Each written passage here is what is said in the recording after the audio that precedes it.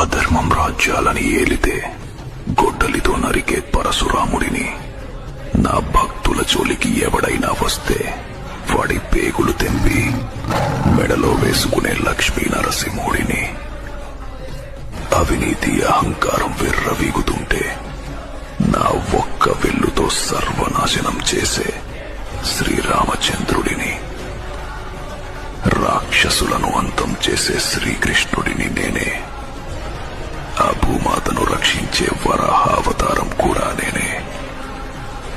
నేనే శివుడిని, నేనే బ్రహ్మాని, అన్ని లోకాల్లో నేనే, ప్రతి అణువులోనూ నేనే. ఈ సృష్టిలో ఉన్నది నేనే, ఈ సృష్టి అంతా నేనే.